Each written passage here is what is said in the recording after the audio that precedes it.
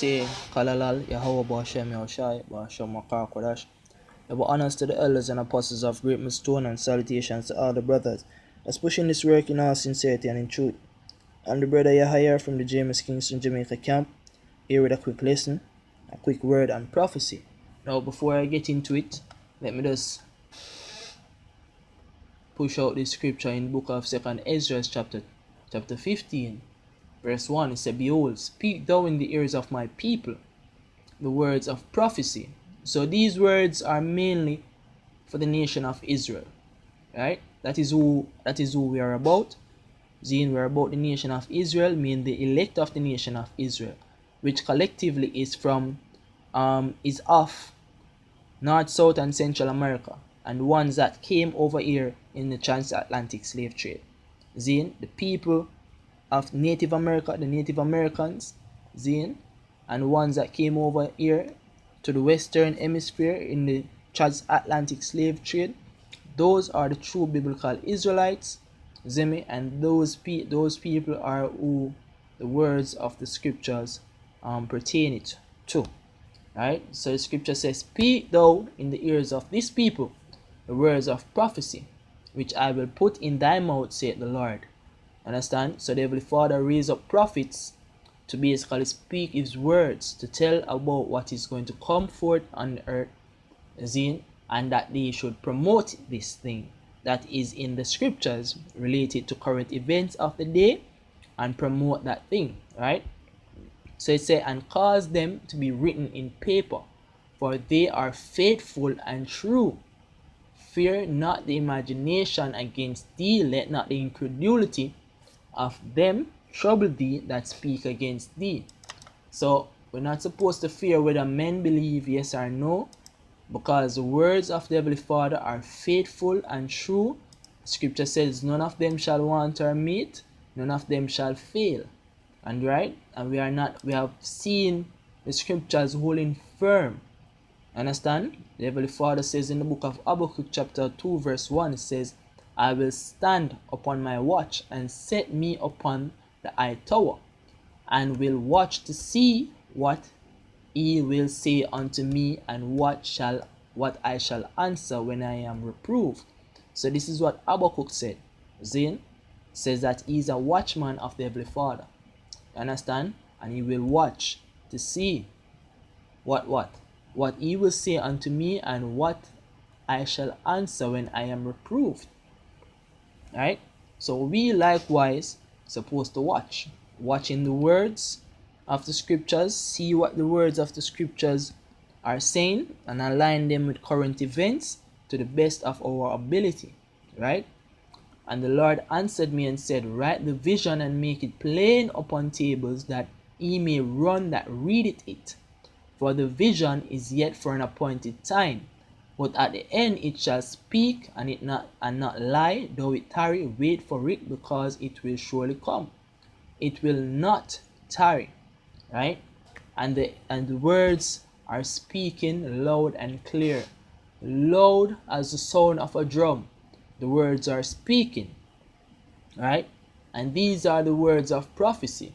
The scripture tells you in the book of Revelation chapter 8 verse 13, it says, "And I beheld and heard an angel flying through the midst of heaven, saying with a loud voice, Woe, woe, woe to the inhabitants of the earth, by reason of the other voices of the trumpet of the three angels which are yet to sound." Right? Revelation 9 and 12 says, "One woe is past, and behold, there come two woes more hereafter." Now that one woe which has passed was World War I. That is one of the great wars of the world, right? Where most of the earth's great nations came into a moment of conflict. So it says that has passed. Right? And two woes more hereafter. Right? Now, Revelation 11 verse 14 says the second woe is past, which is World War II. "And behold, the third woe cometh quickly." So the third woe cometh quickly. And we can see narratives of the third woe playing out right now. right? When you look over there in the Middle East, you see things such as America suspending its F-35 fighter jets program with Turkey, because Turkey is bolstering its ammunition with S-400s that is coming in from Russia, right? We can also see where basically blows are being transferred between Iran and Britain, right? And we see where, because of the alliance and the agreement that America has with Britain, America basically has to provide a means of defense to go there in the Strait of Hormuz to stop Iran from detaining oil tanker vessels that are going through the Strait of Hormuz, right? So through the past week, we see where Britain is the one that basically came out and detained a Iran oil tanker that was allegedly bound for Syria. Because they're stating that it is illegal for Iran to supply oil to Syria. So now, because of that event, Iran promised to retaliate. Right? The retaliation came with Iran's basically detaining 2 oil tankers that belongs to Britain. Right? And this is some of the events that's taking place right now. And we can imagine that where it's going to go. These things are narrative of the Third World War. These things are things that normally occurs when things are going to a full-on effect, to basically come to the point where boots and grounds and stuff like that is going to happen. Understand? So now let me get the book of Matthew chapter 25. It's like 24. I'm starting verse 4 saying, and Yahushai answered and said unto them, Yahushua is the one who the world ignorantly calls Jesus, right? He said unto them, take heed that no man deceive you, for many shall come in my name, saying, I am Christ, and shall deceive many. And ye shall hear of wars and rumors of wars. See that ye be not troubled, for all these things must come to pass, but the end is not yet. Right? Rumors of wars must come to pass, but the end is not yet. Understand?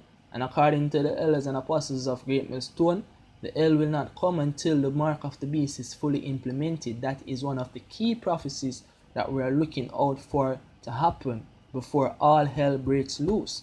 So the scripture said, for nation shall rise against nation, and kingdom against kingdom. And there shall be famines and pestilence and earthquakes in diverse places. All these are the beginning of sorrows. So all these events that are taking place right now are the beginning of sorrows. Right? All of these trade wars, these conflicts, these detainments of oil tankers, the situation that is happening over there in Cuba, where the sanctions that has been imposed on the Cuban regime has caused Cuba to go into a state of rationing. These things are signs of the end, the signs of the end of this current kingdom, the American empire, right? So the scripture tells you that when you see these things coming, understand? When you see these things coming, it's basically the time when the Heavenly Father will begin to visit the earth. You know? So let me get the book of let me jump down in the Matthew chapter 24. Let me jump down to the verse. Let me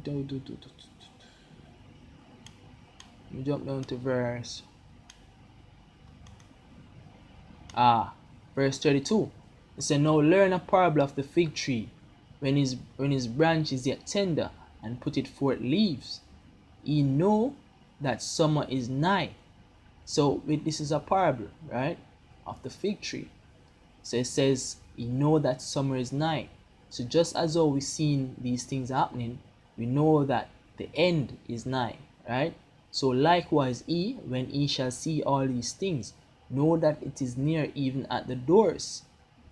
right? So it is very near, it is at the doors, when the Heavenly Father will break through the clouds with his chariots, right? And render vengeance upon the earth, right? These things are things that basically happening so that the world itself, basically this time, in this kingdom, can be destroyed, and the people of the Heavenly Father will be promoted to glory.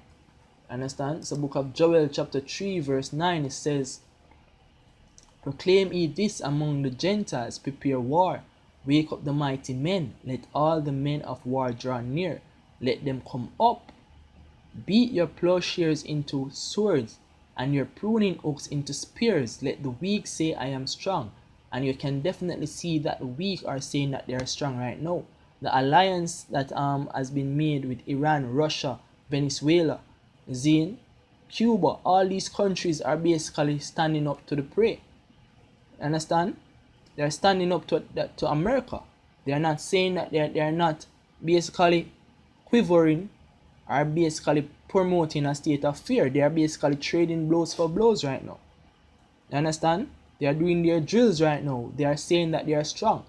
The scripture say, yo, them beat your plowshares into pruning hooks. When you look at the budget of all of these nations, you can see that the expenditure for military is greater than every other thing. It's greater than agriculture, farming.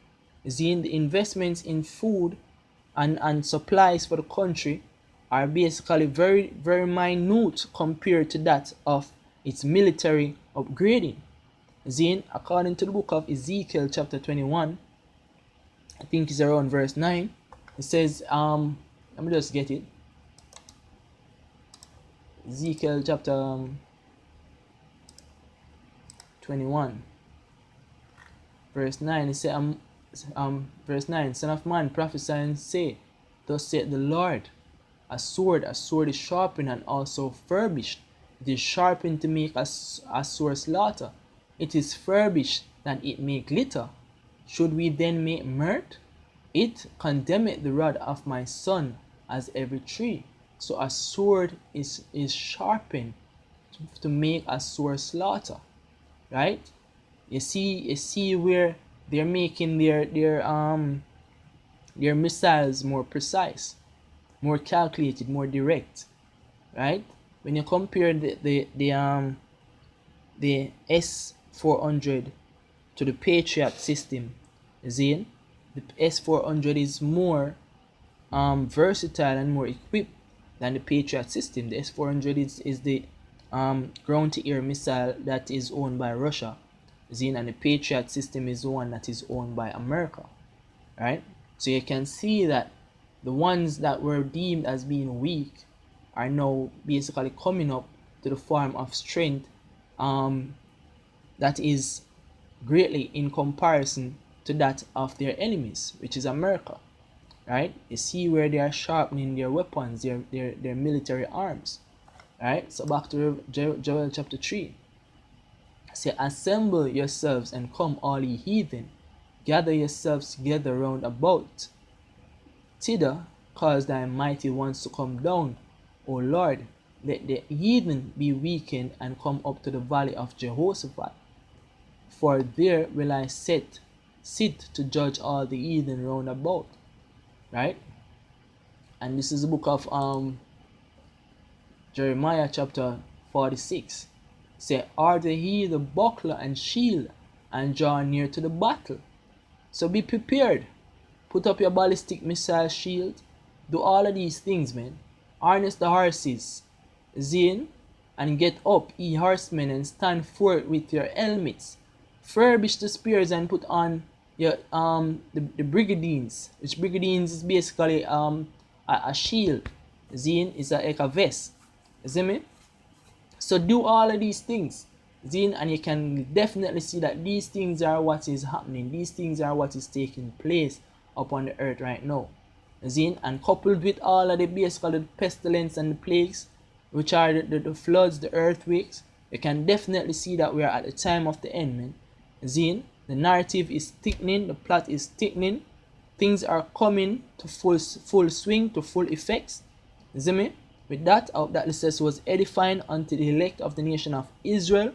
Right? I hope that the men of the Lord keep watch, keep on your toes, zin, be motivated. Understand? And with that, I want to say Kalalal, Yahweh Ba'Shem Yahushai, Ba'Shem Makar Kodash. Double honors to the elders and apostles of Great Millstone, and salutations to all the brothers that's pushing this work in all sincerity and in truth. Shalom.